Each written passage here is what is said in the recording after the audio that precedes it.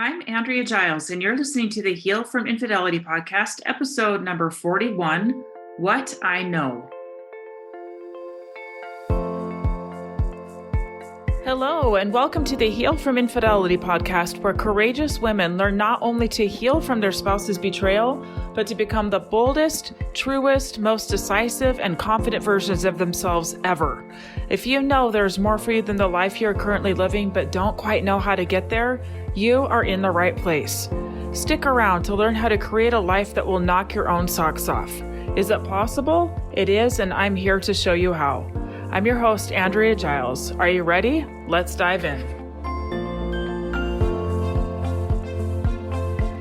Hello, everybody. Welcome to episode number 41. I hope everyone is doing well, that you've had a good week. So today's going to be a little bit different. I am just going to talk to you today. So usually I have something that I've researched out that I've spent time writing out and working through before I come and record it. And this time I just have some things I want to say, some things I just wanted to share and talk about, mainly because it's been on my mind and I'm always thinking about what might be helpful to my listeners. And I'm wondering if some of the things that have been on my mind might be helpful to you as well. So, as you well know, my friends, life can throw us some curveballs, right? Life sometimes is not what we think it's going to be. We make our plans, we think we know how things are going to go, and then we are proven wrong again and again and again. And sometimes it can make us question things, like question, what do I even know? What can I count on? And in my own life, there's been some circumstances of late that have been a lot for me personally to think about and to process, and have brought these questions up of what do I know? And so today I want to share with you what I know, and I'm going to give you some specific examples of how I know. Okay. My hope is that by sharing these things, it will remind you of what you know. There's things that you know that sometimes we forget that we know. And I'm hoping to jog your memory. And also, I hope that you can borrow some of my belief in some of these things. So, number one, what I know, this too shall pass. Wherever I might be, wherever I might be feeling unhappy, feeling hurt, feeling pain, whatever it might be, whatever situation, it will pass. This too shall pass. Whatever I am feeling will not always stay the way that it feels. So like if I'm feeling a really acute emotion, I can trust that it will pass, that I will find relief, that something will shift, that I will start to see a different perspective, that I will start to allow those feelings to work through me until I'm ready to feel something else. This too shall pass. This one I learned from my mother. My mom is one of the toughest people I know. She's been through a lot. She lost her husband, my dad, at a very young age. She had 3 little kids. I was 2 days old when my dad was killed in a plane crash, and she went through a lot, as you can imagine. A second marriage that failed. She got divorced, and then just life, different things in life. And she had a very wise therapist at one point that taught her, this too shall pass. She was in a lot of pain, and he taught her that. And she has taught me. And you know what? My mom is right, as moms often are. She is correct. Anytime I feel really heavy with something, I can know that it's temporary, that it's not always going to be there weighing as heavily as it might be in that very moment. So that's number one. Okay. Number two, I'm wiser than I know. I get to talk to people all the time who are in the aftermath of infidelity, and I hear a common thread. I knew it. I knew to check this. I knew to ask this. I knew to, like, something just told me that I needed to go look at this, or that I needed to ask this. Now, sometimes we don't follow up on that, because as you've heard me talk about, sometimes we're so afraid of the answer that we kind of mute our own intuition. I understand it, you guys. Okay, no judgment for me. But when the truth is told, you can go back and see times where you knew it. where your gut was telling you there's something here that you need to pay attention to. We are wise. We have our intuition that is usually pretty spot on.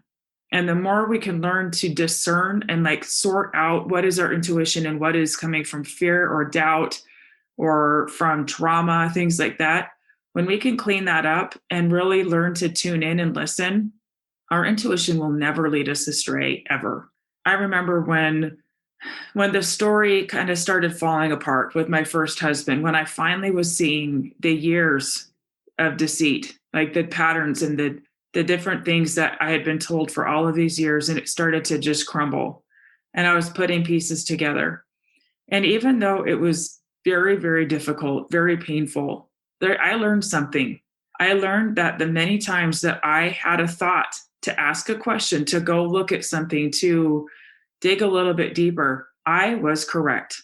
And even though the truth was hard to know, it was very validating to know that I was wise in that I knew that there was something off. And just as a reminder, a way to know this is it's not going to come from a place of fear. Okay. Intuition does not come from a place of fear or scarcity or lack or, oh no, what if he's doing it again? What if it's going to happen again? It doesn't come from that space. It's like this deep inner knowing that actually feels pretty calm and powerful and resolute. It feels very different than those panicked, oh my gosh, what if? That is different. Okay. That's a different emotion. That's coming from fear, which is normal, right? But that's not what I'm talking about here. So you, my friends, are wiser than you think you are. You have answers inside of you right now that will guide you to take the next steps forward if you are willing to kind of set down the fear and go inside and listen to yourself. Number 3, I can always count on me. I can always count on me. That's pretty good to know, right? I know myself. I know who I am, and I know the kind of person I am. And I know that when I am thrown difficult circumstances or circumstances that are a lot for me to wrap my head around, I know that I will work through it. I know that I will always get back up. I know that I will keep going. I know I'll figure it out and keep moving forward. That's good to know, right? It's good to know about myself. And I'm wondering if you, my friends, know the same thing. Do you know that about you? That as low as you might feel, if you have moments of self-doubt, if you have moments of pain, of regret, anything that you might feel, that you're not going to hang out there for long. You're not staying there, that you'll keep going. That's sure good information to have, right? About yourself. That's good to know. Number 4, I'm never alone. Never have been, never will be. Something that I have known from a young age. So growing up, as I just mentioned, I had some different situations with step parents and with blended families and things like that. And I had some times where I felt very alone and felt very like I wasn't being looked out for. And I learned at a young age that I have people that are watching out for me. Now, I know that some of you listening to this podcast are not religious, and I don't intend to in any way tell anyone what to think or what to believe. But since it's my space, I'll tell you a little bit about my thoughts on this, and please know, take it or leave it. And this is just my own thinking on it, my own beliefs, okay? And it comes from my own experience. I believe that we're being watched over, and that, for me, who that is heavenly parents, heavenly father and mother who are very well aware of me, and people who love me, who have passed on, like my father. I believe that they are way closer than we think they are, and that they're always cheering us on, and that they're always trying to help us to be successful and to be happy. And at a young age, I had some experiences where I felt the reality of this, and I knew who it was. I knew that it wasn't made up in my head. Like, I knew at a young age that I was not alone. that I was being watched over and cared for. And that knowledge has carried me through some really hard things, and always happens. Like it always, like whenever, if I feel kind of lonely or feel like I'm here alone, it's just me. Always, every single time something happens or something is, I don't know, it sometimes is a person that shows up right on time, or something that I read that I know is very specific to me, that lets me know I got you, paying attention. I recently had a client who shared something with me about an instance where she was really struggling to trust something, and she had something happen when she was out on a walk that brought her comfort. It was like something that personally meant something to her, something that she saw, where she felt like, okay, I'm being looked out for, all is well, I'm okay. And she was like, does that sound silly? And to me, my answer to her and to any of you is, of course not, not at all.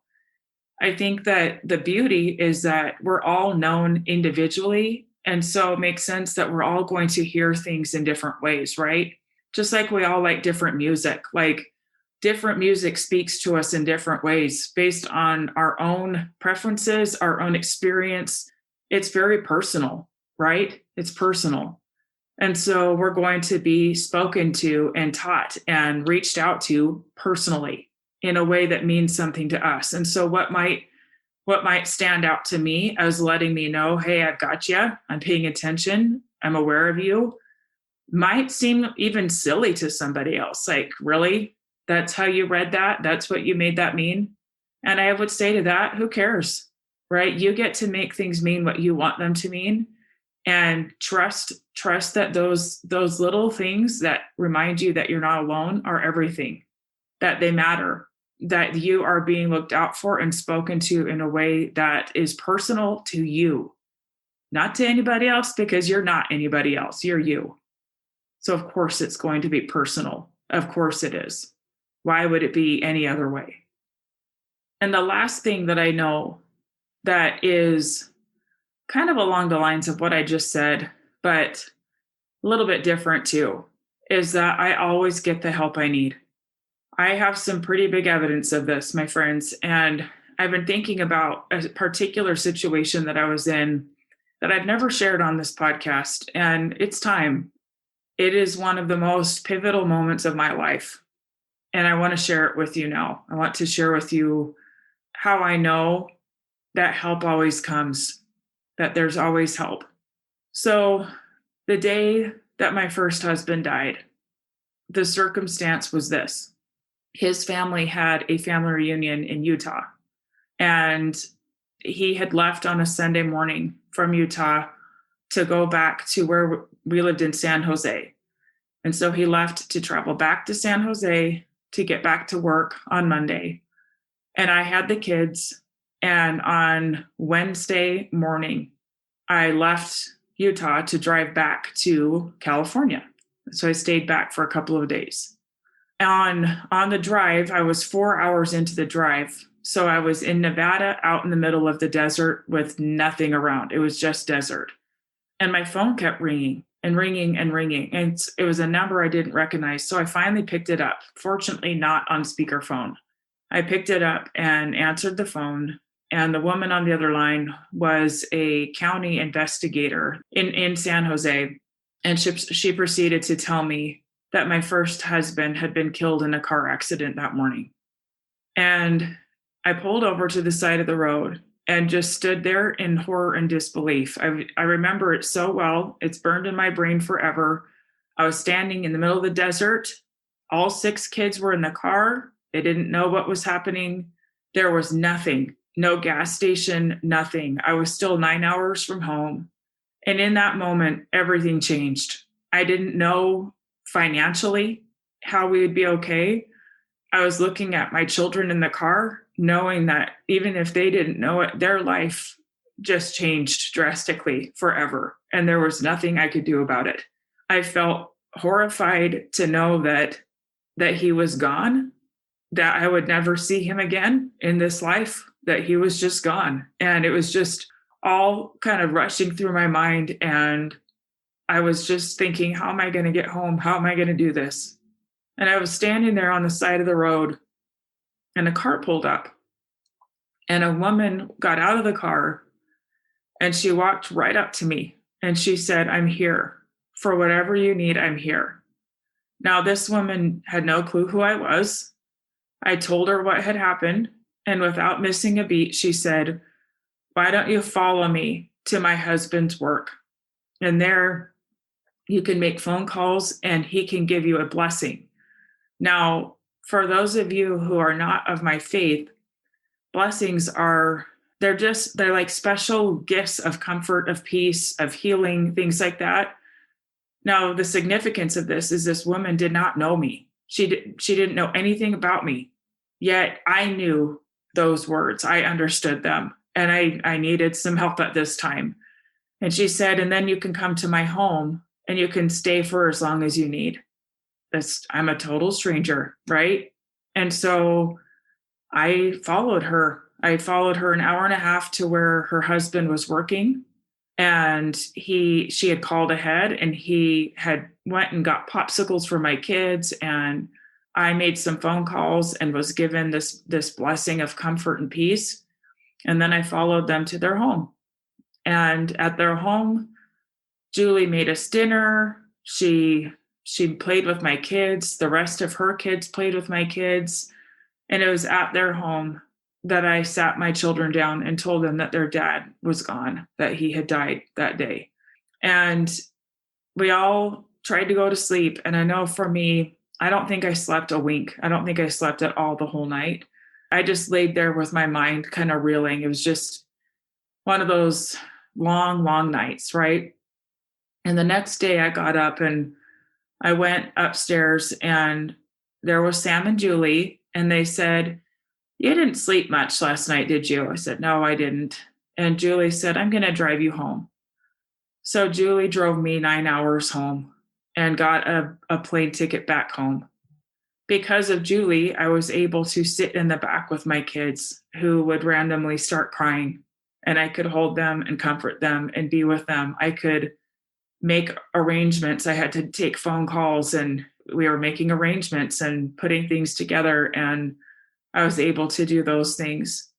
And, that moment when I was standing there on the side of the road and Julie showed up, it was a moment that I cannot deny that I was being looked out for. And the thought that I had at the time was that if God himself was standing in front of me, what he'd be saying to me is, "I see you. I know what's happening right now. I know this is hard, but you're going to be okay. Get back in the car and keep going.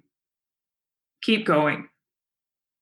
And even though it was still very, very difficult, I had that strength that I needed to keep going, to be brave for my kids, to be strong for them, to keep myself together so I could take care of the things that I needed to take care of.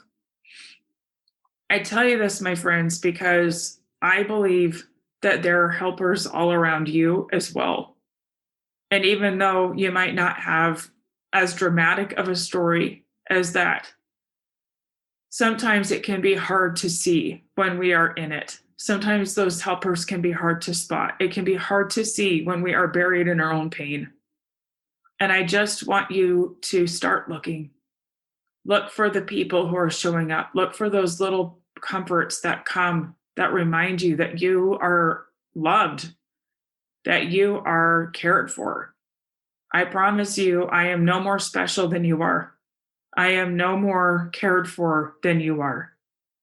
I have my own experiences, and I want you to look for your own and seek them out and notice them when you see them. I know that you, my friends who are listening, are loved, and that you are cared for, and that the pain that you are currently dealing with is acknowledged and noted and seen. That you have people who care deeply about you and want you to be okay. I'm one of those people. I wish I could sit down with each of you and just wrap my arms around you and tell you what I see. I think about all of you and your various lives and your various circumstances. And I'm fortunate that I get to work with some of you. I get to talk to some of you and hear your stories. But what I see in every single person that I talk to is strength. I see goodness. I see wisdom. I see courage. I'm talking to you. You have all of those things in you too. And I want you to think about what you know and let those things lead out when things start to feel confusing, when you don't know how things are going to turn out. What do you know? For me, when I don't know how things are going to turn out, I can go back to those anchors, the things that I know, and know that this too shall pass. Whatever hard thing I'm facing, it will pass. Sunnier days will come. They'll come for you too, my friends. I love you all. I hope that you can see how amazing you are, that you can feel of your own strength, your own goodness, and keep going. Keep going. I will see you next week, my friends. Bye-bye. Thank you for listening to the Heal from Infidelity podcast. If you would like to be kept in the know about upcoming free classes, new podcast episodes, and other ways of working with me, go subscribe to my weekly email. You can subscribe at AndreaGiles.com/lies-about-infidelity/. Again, it's AndreaGiles.com/lies-about-infidelity/. I will see you next time.